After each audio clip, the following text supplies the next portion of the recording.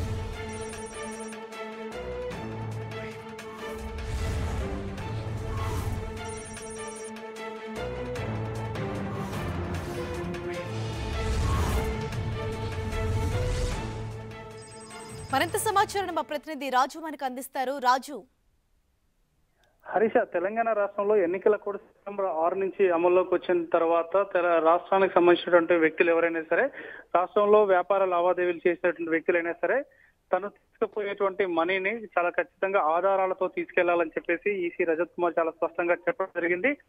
ఒకవేళ అధిక మొత్తంలో మనీ తీసుకెళ్తే గనక దానికి సంబంధించినటువంటి ఆధారాలు చూపెట్టాలి. బ్యాంక్ రిసిప్ట్ కావచ్చు, బంగారం నగలకు సంబంధించినటువంటి వస్తువులు కావచ్చు, లేక ఇతరత్ర వ్యాపార లావాదేవీలకు సంబంధించినటువంటి డబ్బులు కావచ్చు, ఏదైనా సరే స్పష్టమైనటువంటి ఆధారాలు లేకపోతే మాత్రం అది ఎన్నికల కోడ్ వయలేషన్ కింద చూపించి దాని కేసు నమోదు చేయడం జరుగుతుంది. ఆ తర్వాతనైనా సరే సర్టన్ టైం, వాళ్ళకి ఏదైతే టైం ప్రకటిస్తామో ఆ టైం లోపు వాళ్ళు వచ్చి దానికి స్పష్టమైనటువంటి ఆధారం చూపి డబ్బులు తిరిగి తీసుకెళ్లాలి, లేదంటే వాటిని సీజ్ చేయడం జరుగుతుందని చాలా స్పష్టంగా చెప్పడం జరిగింది.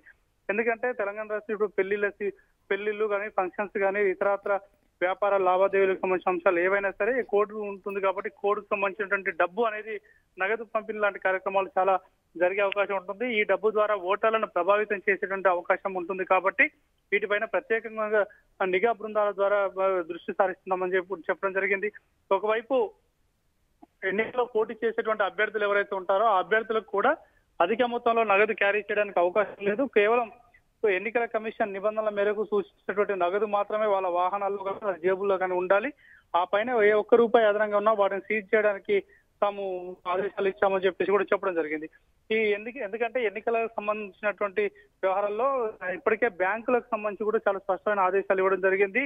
గత 2 నెలలుగా 3 నెలలుగా తెలంగాణ రాష్ట్రంలో బ్యాంకుల్లో అబ్నార్మల్ ట్రాన్సాక్షన్ చేసినటువంటి వ్యక్తులు ఎవరున్నారు, ఆ ట్రాన్సాక్షన్ చేయడానికి గల కారణాలు ఏంటి, ఇలాంటి ట్రాన్సాక్షన్స్ ఇంత ముందుకు ఎప్పుడైనా జరిగాయా అనేటువంటి కోణంలో కూడా ఆయన చాలా స్పష్టమైనటువంటి ఆదేశాలు ఐటీ శాఖ అధికారులకు ఇవ్వడం జరిగింది. దానికి సంబంధించిన వివరాలు ఎప్పటికప్పుడు మాకు అందించాలని కూడా చెప్పేసి ఐటీ అధికారులకు ఇప్పటికే ఆయన చెప్పడం జరిగింది. సో ఈ బ్యాంక్ ట్రాన్సాక్షన్స్ కావచ్చు, లేకపోతే వ్యక్తిగతంగా తీసుకెళ్తున్న ఫిజికల్ మనీ కావచ్చు, వీటన్నిటిని కూడా చాలా ఆధారాలు లేకుండా ఎట్టి పరిస్థితుల్లో తాము ఉపయోగించేది లేదు, వాటిని వదిలిపెట్టేది లేదు, కేసులు నమోదు చేస్తామని చెప్పడం జరిగింది. ఇక మద్యానికి సంబంధించి కూడా ఇదే తరహాలో ఆదేశాలు ఇవ్వడం జరిగింది. మద్యం షాపులకు సంబంధించి కూడా ప్రత్యేక నిఘా బృందాల ద్వారా దృష్టి పెడతా ఉన్నాం.